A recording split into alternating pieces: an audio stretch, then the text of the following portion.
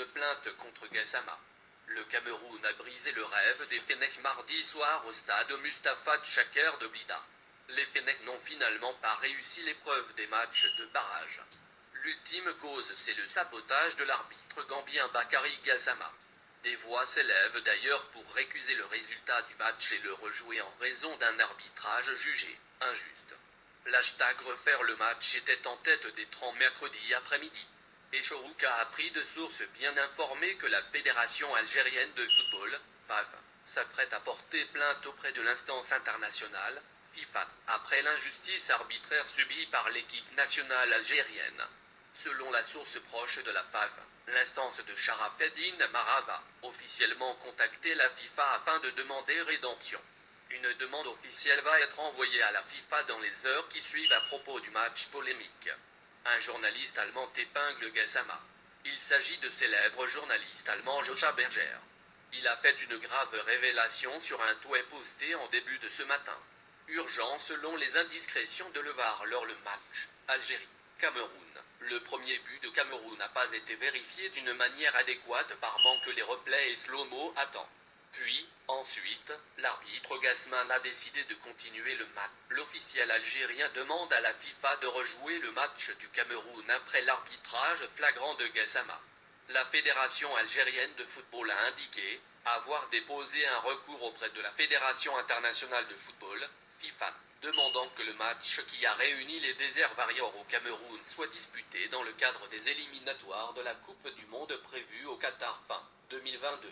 Un communiqué de la Fédération algérienne précise. La Fédération algérienne de football a déposé un recours officiel devant la Fédération internationale de football, FIFA, contre l'arbitrage flagrant qui a faussé le résultat du match retour entre l'Algérie et le Cameroun, qui s'est joué le 29 mars dernier. 2022 au stade Mustapha Tchaker de Blida. Le communiqué ajoute que la fédération algérienne est déterminée à activer tous les moyens légalement autorisés pour rétablir ses droits et rejouer le match dans des conditions d'intégrité et d'impartialité de l'arbitrage. Et il a exigé l'ouverture d'une enquête par les instances de la FIFA pour faire la lumière sur l'arbitre qui a dirigé le match. Les Algériens se sont plaints de l'arbitre gambien Bakary Gassama, qui a géré le match, retour du match décisif contre le Cameroun, mardi, et a estimé qu'il avait pris des décisions qui ont servi l'adversaire. Gassama a annulé 2 buts pour l'Algérie, le premier pour hors-jeu et le second sous prétexte de toucher le ballon à la main de l'attaquant algérien Islam Slimani. La première mi-temps a également vu une forte intervention sur le joueur algérien Youssef Belahi, que les observateurs ont considéré comme méritant un pénalty.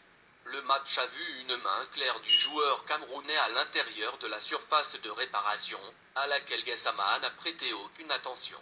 Le Cameroun a arraché la carte de qualification pour la Coupe du Monde 2022 à l'Algérie et des milliers de ses supporters se sont retrouvés à Blida, ouest de la capitale algérienne, après l'avoir battu, à la dernière minute des prolongations 2-1 pour compenser sa défaite à Douala par un objectif sans réponse.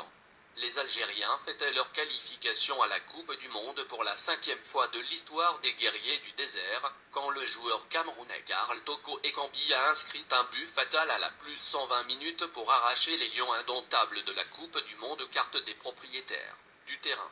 Le plus étrange, c'est que l'Algérie avait arraché un but égalisateur, qui semblait fatal, quelques minutes avant que, à la 118e minute, ait suffi à se qualifier, pour que tout le monde, y compris les supporters camerounais, imagine que la carte du mondial était entre les mains des Algériens. Après la défaite, le choc et l'incrédulité ont prévalu en Algérie, tandis que l'entraîneur, Jamel Belmadi s'est effondré sur